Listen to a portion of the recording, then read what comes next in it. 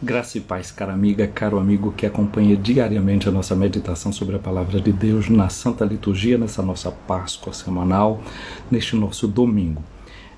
Para os cristãos do Brasil, cristãos católicos, hoje se celebra, posticipada, transferida, a festa de todos os santos, a festa de todas as santas. Isso toca um ponto muito sensível da nossa fé, do nosso credo, porque nós a cada domingo, quando celebramos a Eucaristia, nós professamos: creio na comunhão dos santos. Os primeiros cristãos, eles não se chamavam entre eles de cristãos e de cristãs. Na verdade, eles se chamavam dos seguidores do caminho. Quem é o caminho? Jesus já disse: eu sou o caminho, eu sou a verdade e eu sou a vida. É assim que eles se viam. Ou então, entre eles tinham umas maneiras interessantes de se chamar. Veja, por exemplo, Paulo quando... Não, vamos olhar aqui o apóstolo Pedro, quando ele escreve a sua carta, na sua carta ele se dirige aos cristãos e às cristãs. Ele diz assim: Pedro, apóstolo de Jesus Cristo, aos eleitos que vivem como migrantes. Eles se achavam assim, eleitos, escolhidos por Deus. Mas eleitos por quê? Escolhidos para quê? Ele diz: eleitos conforme a presciência de Deus Pai pela santificação do Espírito, para obedecerem a Jesus Cristo e serem aspergidos com o seu sangue. Se viam assim como eleitos. A carta de Paulo aos Filipenses, Paulo diz assim: Paulo e Timóteo, servos do Cristo Jesus, a todos os santos em Jesus Cristo, a todos os santos em Jesus Cristo.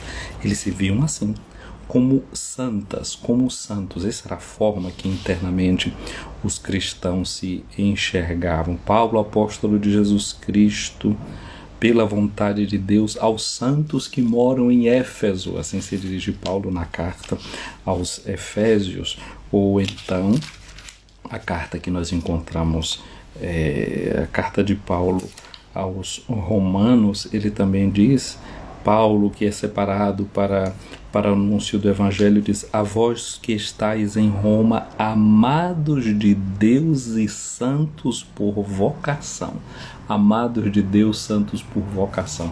Essa é a nossa vocação. Aliás, é aquilo que o Concílio Vaticano II vai chamar de altíssima vocação.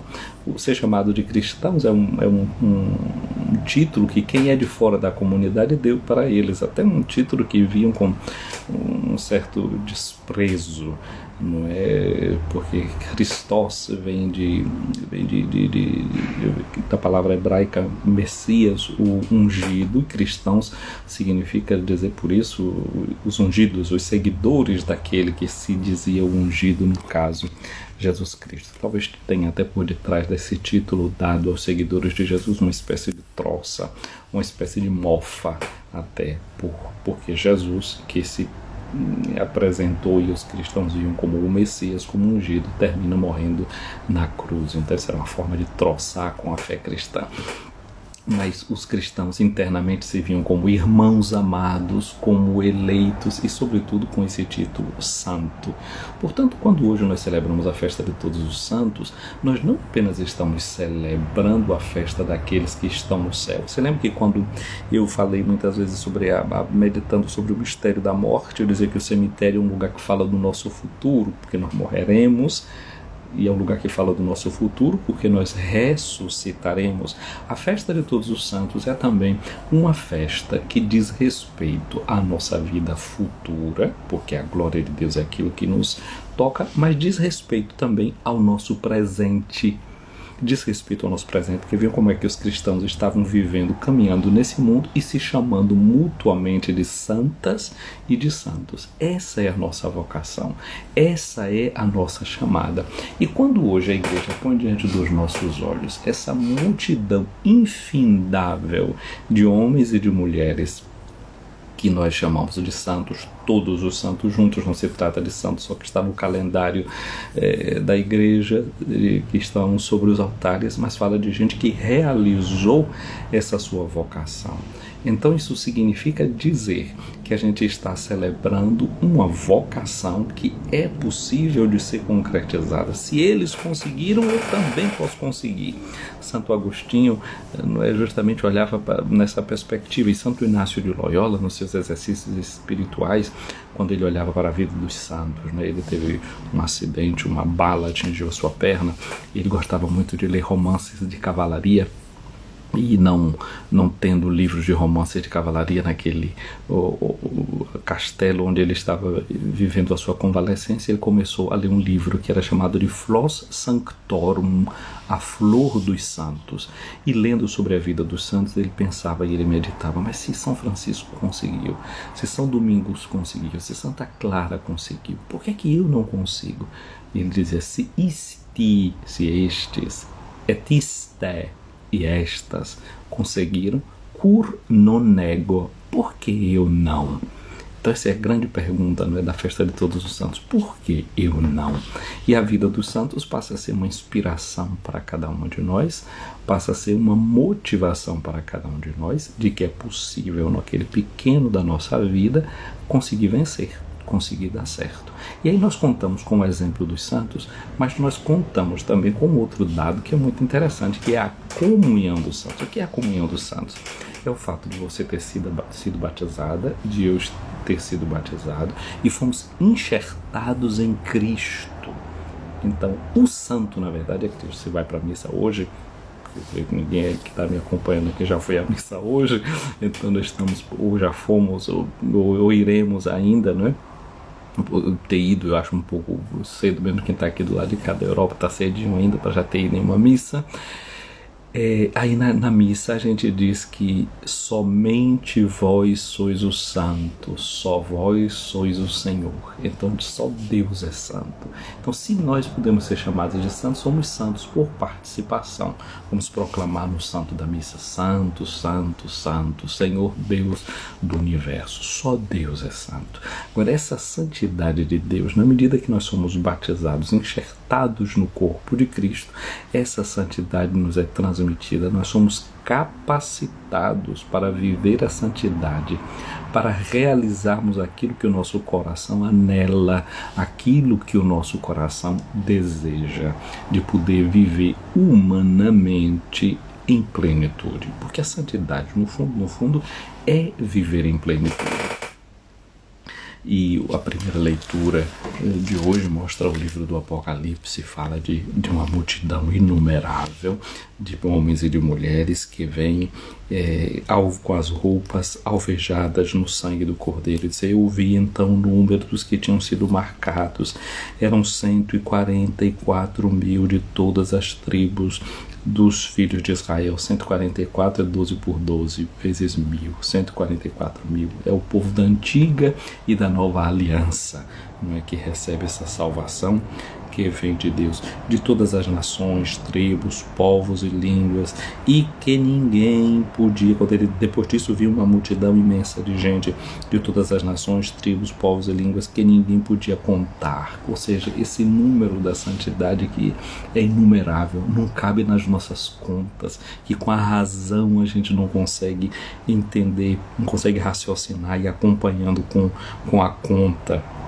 Eles estavam de pé diante do trono do Cordeiro, trajavam vestes brancas, traziam palmas na mão, ou seja, o símbolo da dificuldade, o símbolo da luta e o símbolo da vitória. Todos proclamavam com voz forte: a salvação pertence ao nosso Deus que está sentado no trono e ao Cordeiro. Não sou eu que me salvo, é Deus que me salva. A salvação pertence a Deus, é Deus que nos salva, é Deus que nos redime. E diz que todos os anjos estavam de pé em volta do trono, e dos anciãos, dos 4 servos vivos, prostravam-se com o rosto por terra diante do trono e adoravam a Deus, dizendo: Amém. O louvor, a glória, a sabedoria, a ação de graças, a honra, o poder, a força pertence ao nosso Deus para sempre. Então, a gente tem esse estímulo diante dos olhos. Sim, é possível, eu não posso desistir, eu devo continuar aspirando essa minha altíssima vocação. O modelo dos santos nos ajuda para isso. Agora tem outra coisa que eu já disse, é a comunhão no interno desse corpo ao qual nós pertencemos. Os santos não têm inveja da nossa santidade pessoal. Os santos até desejam serem superados por nós, que nós cresçamos ainda mais em amor do que eles. Se de uma parte a gente se inspira neles, de outra, digamos assim, eles torcem para que nós os superemos, para que a gente consiga aquilo que eles talvez digam, não me foi possível, mas isso aqui ele conseguiu. Eu sempre volto a esse exemplo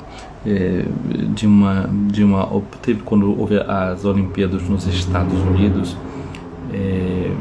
tem sempre depois aquela Para-Olimpíada, onde muitas pessoas com certas dificuldades físicas enfrentam também as Olimpíadas. Teve aquela em Seattle e tinha um grupo de crianças que corriam, eram crianças com síndrome de Down, e uma menina cai no meio da corrida e alguma percebe que a criancinha caiu. Em vez de continuarem a corrida, como faríamos nós, os sadios, né? Continuaríamos a nossa corrida, eles, ao contrário, voltaram todos, levantaram aquela criancinha que estava caída, deram-se os braços e foram caminhando todos juntos até o lugar da chegada. Olha que coisa interessante, que coisa bonita. Esse é um exemplo assim, do que é a comunhão dos santos. Os santos são esses que estão torcendo para que a gente se levante, torcendo para que a gente dê certo, torcendo para que a gente consiga. Eles conseguiram e querem também que nós consigamos, que nós prossigamos na nossa história, que a gente não se esmoreça, que a gente se levante. E a oração deles, a comunhão deles, é justamente isso que nos eleva, isso que nos arranca do chão para continuarmos a nossa estrada. A segunda leitura da liturgia de hoje é da primeira carta de São João, capítulo 3, versículos de 1 a 3. São João diz que o Pai nos deu uma grande prova de amor, e a grande prova de amor é sermos chamados filhos de Deus. Eu disse que na missa a gente chama Deus de Santo, Santo, Santo, portanto o Santo é Deus. No canto do Glória nós dizemos: somente vós sois santos, só vós sois o Senhor, aplicando essa palavra ao próprio Cristo Jesus. Pois bem, eles que são o santo, a comunhão da Trindade, é nela que nós somos santificados, o único Deus santo e verdadeiro. O que é que ele faz? Nos dá a graça da filiação divina. Nós somos chamados filhos de Deus. E aí São João diz: e nós o somos. Se o mundo não nos conhece, é porque não conheceu o Pai. Olha a beleza da edição, somos chamados filhos de Deus e nós o somos de fato. Tem aquele ditado que diz assim: filho de peixe, peixinho é.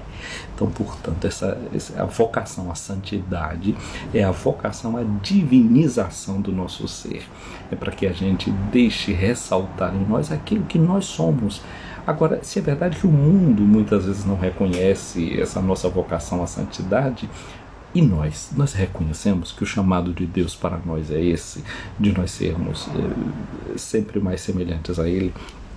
Como vimos na primeira leitura, isso não é na facilidade, isso muitas vezes é na dificuldade. E aqui diz: caríssimos, desde já somos filhos de Deus, mas nem sequer se manifestou que seremos. Aquilo que eu dizia no início, a festa de hoje, a festa de todos os santos, não é apenas a festa daqueles que já chegaram, é a festa nossa, da nossa vocação, do nosso chamado, de nós que estamos continuando. Como os primeiros cristãos se chamavam entre si de eleitos, de santos, de amados, de irmãos, nós devemos adotar também essa linguagem, porque essa linguagem cria a realidade. Por isso o Concílio Vaticano II lembrou que todos na igreja somos chamados à santidade. O santo não é aquele que vai fazer coisas extraordinárias, mas que vive o amor no ordinário da vida, no contínuo da vida, na normalidade da vida, naquilo que precisa ser feito. Aquilo que nós ouvimos no Evangelho de ontem: sendo fiéis nas pequenas coisas. Aquilo que é pequeno que a gente pode fazer, a gente faz com uma dose muito grande de amor. Eu me lembro de uma amiga minha, faleceu no ano passado, Rita. E Rita recebeu uma freira na casa dela, que é tia do marido, e ela preparou o almoço e fez uma comida muito boa. E o italiano tem essa coisa de explicar como é que fez a comida e como temperou e onde comprou, e ela estava ali toda contente e dizendo como ela fez, não sei o que, e o amor com o qual ela tinha feito aquela comida, e contou toda a história. Depois a tia freira olhou e disse: Rita, olha, gostei muito dessa sua comida e como você fez, etc. Mas eu quero te dizer, da próxima vez pode colocar um pouquinho menos de amor e um pouquinho mais de sal. Quer dizer, o amor também está nessa dosagem do sal que a gente quer fazer, nas coisinhas pequenas, esses detalhes, a freira também com aquela dose de bom humor chamou atenção para dizer que a comida precisava de um bocadinho de sal. E ali a gente aprende também que o amor realmente tempera a vida com aquilo que deve servir para temperar. O que vai servir para dar gosto vai ser o sal, vai ser o limão, vai ser o azeite. O que é que precisa? A gente coloca essas coisas no concreto. É nas coisas bem concretas da vida, nas coisas pequeninas que a gente precisa fazer. Diz no São João: sabemos que quando Jesus se manifestar, seremos semelhantes a Ele, porque o veremos tal como Ele é. Essa capacidade de ver Jesus, né? E de ver Jesus como Ele vai se manifestar. Mas agora Jesus se manifesta também na vida, na presença de muitas irmãs e de muitos irmãos pequeninos, sofredores, e nestes nós também precisamos ver e enxergar Jesus. O texto do Evangelho que é colocado hoje para nós como Evangelho da Festa de Todos os Santos é o Evangelho das Bem-aventuranças, o Sermão da Montanha, na sua primeira parte. A bem-aventurança é o quê? A felicidade. Então a santidade é a realização da santidade na vida da gente. Mas tem uma coisa que é interessante, porque diz: bem-aventurados os pobres em espírito, porque deles é o reino dos céus. Bem-aventurados os mansos, porque possuirão a terra. Bem-aventurados os que têm fome e sede de justiça, porque serão saciados. Bem-aventurados os misericordiosos, porque alcançarão misericórdia. Bem-aventurados os puros de coração, porque verão a Deus. Bem-aventurados os que promovem a paz, porque serão chamados filhos de Deus. Bem-aventurados os perseguidos por causa da justiça, porque deles é o reino dos céus. Bem-aventurados sois vós, quando vos injuriarem, perseguirem, mentindo, disserem todo tipo de mal contra vós por causa de mim. Alegrai-vos e exultai, porque grande é a vossa recompensa no céu. A tendência humana é de achar que a felicidade está em alcançar alguma coisa, né? Se eu sou pobre, então eu não posso ser feliz. Não posso ser feliz porque sou pobre, porque a felicidade vai estar na riqueza. Ou seja, eu vejo a felicidade em uma coisa que me está faltando. Aqui as bem-aventuranças já está dizendo que é feliz, que é bem-aventurado quem já está nessa condição. Não me falta nada para essa felicidade que só Jesus pode dar. Não é que eu vou ser feliz quando cessar a perseguição contra mim, quando cessar a calúnia contra mim. Eu já encontro a minha felicidade e a minha realização lutando pela justiça e sendo contestado pelos outros. Se eu estou tomando a causa dos operários, dos funcionários públicos, se eu estou tomando a causa dos trabalhadores no comércio que precisam de um dia a mais de folga, precisa ter seu direito de repouso respeitado. Vai ter muita gente que vai estar me condenando, inventando fake news contra mim, todo esse tipo de coisa. Mas a minha felicidade não é quando tudo isso cessar. Essa felicidade já está agora, já vou me realizando agora. O meu ser humano já está chegando à sua plenitude agora. Não é? Por quê? Porque a gente vai tendo no nosso coração essa pureza.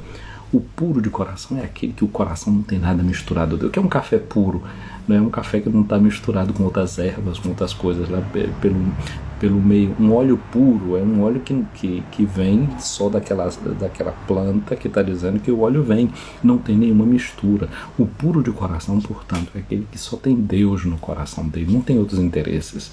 Não tem o interesse da fama, não tem o interesse político de fazer conchavo com isso, com aquilo outro. Aquele que tem o interesse de Deus presente no seu coração, e não acha que a sua felicidade e a sua realização está naquilo que ainda se vai conseguir, mas nesse estado concreto da própria existência você já pode viver uma realização do seu ser. E nisso tudo Jesus é um modelo.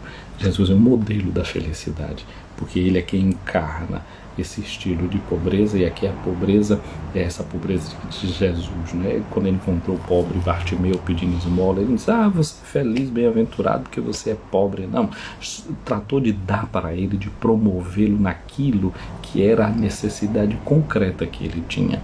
Quando Jesus fala dessa pobreza, não é? Bem-aventurados os pobres em espírito, são esses que, movidos pelo Espírito de Jesus, aprendem a fazer a experiência do ser cristão, do viver em comunidade, que é já um modelo do reino de Deus. O que era que havia entre eles? Não havia necessitados, então não havia pobres, porque cada um tratava de dar para o outro aquilo que era a sua necessidade. Então, no mundo onde a gente coloca a necessidade do outro em primeiro lugar e cada um procura sanar a necessidade, é claro, aí só pode existir a felicidade. Esses pobres em espírito, porque seguem o Espírito de Jesus, o estilo de Jesus, o modo de ser de Jesus, vivem essa plenitude do reino dos céus. É um projeto de Deus que está completamente realizado em Jesus, e ele nós devemos contemplar, mas sobretudo nós devemos tomar a consciência de que nele, no corpo dele, nós fomos inseridos por meio dos sacramentos. Cada vez que você recebe o corpo de Cristo, você alimenta essa vida da santidade que já está em você. Então ele vai dar força para a gente continuar. Se calarem a voz dos profetas, as pedras falarão. Então a gente vai tendo a força para viver a profecia, para viver o serviço, para encarnar no dia a dia da gente essas páginas belíssimas do Evangelho.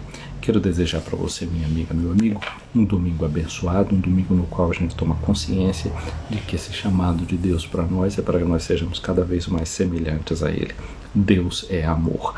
Então a santidade é viver realmente o amor no concreto da nossa vida, mas não aumentando aquela pitadinha de sal que a gente precisa na comida para o outro se sentir bem, não é? E para alimentá-lo de verdade.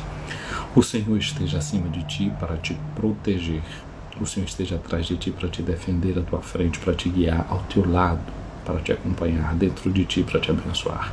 Que a bênção de Deus Todo-Poderoso, o Pai, o Filho e o Espírito Santo desça sobre ti, minha amiga, meu amigo, permaneça para sempre. Seja santo, sejamos santos, essa é a nossa vocação. Se estes e estas conseguiram, por que não eu? Um abraço grande a vocês que estão aqui acompanhando essa nossa transmissão. Um abraço para Zil Nascimento, para TJ Assis, para Alan Coutinho, para Natália Mercedes, para Bia Cláudia, para Jorge 2635, para a Sueli.09, para a Odaleia, aqui acompanhando essa nossa transmissão. Uma feliz madrugada para quem está do lado de lá, um caminhar para o amanhecer, para nós que já estamos aqui, com boa continuação do dia do Senhor. E lembro a vocês, terminando aqui esse nosso vídeo, curtam, encaminhem, vamos salvá-lo e colocar lá também lá no nosso Facebook e no nosso YouTube mais tarde. Fiquem com Deus.